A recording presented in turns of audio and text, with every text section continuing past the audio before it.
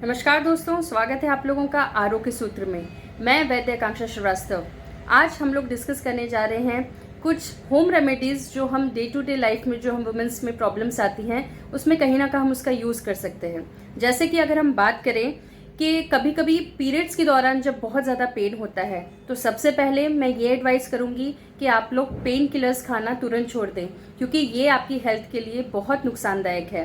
तो pain killers को आप अवॉइड करिए। और रीज़न क्या है पीरियड्स में पेन का, ये अपने डॉक्टर से ज़रूर जानने की कोशिश करिए। बिकॉज पीरियड्स में पेन होना is not a normal thing. ये मैंने इसके बारे में आप लोगों को पहले भी बताया है कि पीरियड्स में पेन होना ये एक साधारण चीज़ नहीं है, इसलिए इसको अपने डॉक्टर से तुरंत संपर्क करें। और अगर पेन होता है तो इस दौरान हम अगर जो घर में अजवाइन होती है, अगर 2 चम्मच अजवाइन को हम गर्म पानी में, 1 गिलास गर्म पानी में डाल देते हैं और उसको थोड़ी देर रखने के बाद हम उसको गुनगुना पीते हैं तो ये पीरियड्स के पेन में, क्रैम्प्स में ये बहुत हेल्पफुल होता है और ये पेन कम करने में हेल्पफुल होता है। इसी के साथ अगर पीरियड्स के जो भी डेट्स हैं, अगर उसी दिन से पेन शुरू होता है और उससे पहले 2-3 दिन पहले अगर हम कैस्टर ऑयल लेते हैं, कैस्टर ऑयल लेने के लिए दो ढक्कन जो होते हैं कैस्टर ऑयल के, या 2 स्पून को लेके आप 1 कप गुनगुने दूध में लेके रात को सोते समय या सुबह खाली पेट, इस तरीके से अगर आप 2-3 दिन लेते हैं तो पीरियड्स में होने वाले पेन में काफ़ी आराम मिलता है। इसी के साथ दालचीनी का जो पाउडर होता है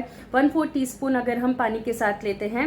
इसी के साथ अमृत धारा आपने सुना होगा, जो आयुर्वेद में एक बहुत अच्छी मेडिसिन होती है जो बहुत सारी पेन में और अदर कंडीशंस में भी काम करती है। अमृत धारा का भी इसमें यूज़ हो सकता है। 2 ड्रॉप्स हम पानी में लेके इसका यूज़ कर सकते हैं। तो इस तरीके से आप नॉर्मली अगर पेन, थोड़ा बहुत पेन होता है, इसको हम कोशिश करके सबसाइड कर सकते हैं। इसी के साथ अगर बात करते हैं कि मेंसेस ना आना, कभी कभी ऐसी कंडीशंस होती हैं, कभी कभी स्ट्रेस फैक्टर के कारण या कुछ जर्नी के कारण कभी हमारी जो साइकिल्स होती हैं वो 1-2 दिन आगे पीछे हो जाती हैं। अगर इसका और कोई रीज़न नहीं है, अगर आपकी यूजुअली साइकिल्स बराबर आती हैं, तो पहले तो अगर साइकिल्स 1 हफ्ते से ज़्यादा लेट हो रही है तो तुरंत आप अपने डॉक्टर्स को जाके आप इस साइकिल्स को पता करें कि इसके साइकिल का इरेगुलर होने के क्या कॉजेज़ हैं। और लेकिन बिना किसी कारण के अगर 1-2 दिन आगे पीछे अगर साइकिल्स हो रही हैं, आपकी पीरियड्स की डेट मिस हो रही हैं, तो इसके लिए आप नॉर्मली घर में, जैसे अगर डाइट में अगर आप पपीता रखते हैं तो पपीता बहुत हेल्प करता है पीरियड्स को रेगुलराइज करने के लिए।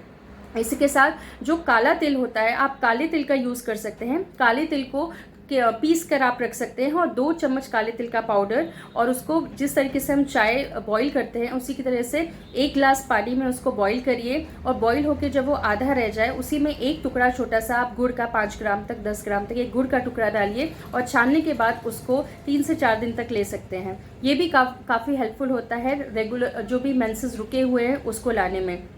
तो इस तरीके से आप कभी कभी इन चीज़ों का यूज़ कर सकते हैं। गाजर के बीज होते हैं वो भी हेल्पफुल होते हैं पीरियड्स जो मिस हो जाते हैं इसके लिए। लेकिन मैंने आपको बताया कि आप ये कभी कभी यूज़ कर सकते हैं। बहुत सारी मेडिसिन्स भी होती हैं, लेकिन मैं आपसे ये रिक्वेस्ट करूँगी कि जो भी पीरियड्स को लाने के लिए या डिले करने के लिए जो मेडिसिन्स वुमेंस लेती हैं, आप प्लीज़ उसको अवॉइड करिए। बिकॉज ये आगे जाके बहुत सारी बीमारियों में कन्वर्ट हो सकती है जिसका हमको अंदाज़ा नहीं होता है। तो ये जो भी हार्मोन्स की जो टैबलेट्स होती हैं ये आगे चल के बहुत प्रॉब्लम करती हैं और अलग अलग डिसीज़ इससे हो सकते हैं। तो इसलिए कोशिश करिए कि किसी भी तरह से आपको, जो भी आपकी पीरियड्स की डेट है, आपको किसी भी तरह से आप उसको आगे पीछे करने के लिए किसी भी हार्मोनल थेरेपी का उपयोग ना करें।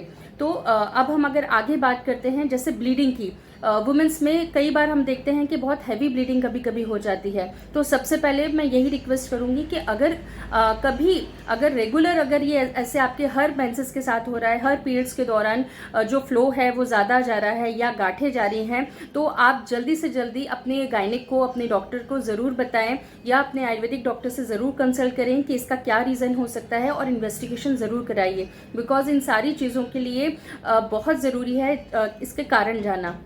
लेकिन कभी ऐसी सिचुएशन होती है, कभी स्ट्रेस के कारण या बहुत सारे अदर फैक्टर्स होते हैं जिसके कारण कभी कभी वर्कलोड ज़्यादा होने के कारण वुमेंस में जो फ्लो होता है वो बढ़ जाता है पीरियड्स में। तो इसके लिए अगर आप घर में, अगर आपने दूब सुना होगा, जो हम गणपति जी पे दूब चढ़ाते हैं, तो दूब जो दूर्वा होती है उसका अगर हम रस ले लेते हैं, उसको अगर हम 4 से 5 चम्मच रस उसका इंटेक करते हैं तो ये बहुत ही हेल्पफुल होता है आपके जो भी पीरियड्स जो भी ज़्यादा जा रहे हैं उसके लिए।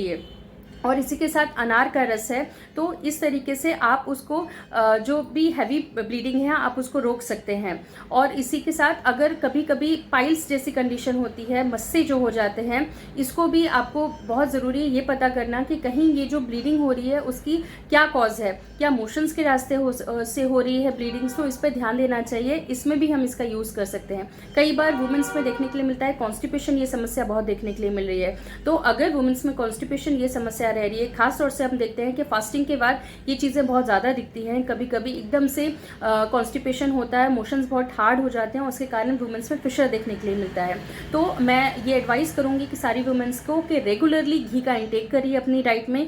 घी का इंटेक करना बहुत ज़रूरी है, जो कि आपकी हेल्थ के लिए भी ज़रूरी है और कॉन्स्टिपेशन ना होने के लिए भी बहुत हेल्पफुल हो सकता है। काला मुनक्का, ब्लैक रेजिन्स होते हैं, 15 से 20 मुनक्का आप भिगा के रख दीजिए, या सुबह और रात को आप काला मुनक्का ले सकते हैं। अंजीर आप ले सकते हैं। और बहुत ही सेफ अगर आप मेडिसिन की बात करें तो कैस्टर ऑयल बहुत ही सेफली आप यूज़ कर सकते हैं, जो कि मोशंस के लिए भी बहुत आराम से मोशंस होने में मदद कर सकता है आपको।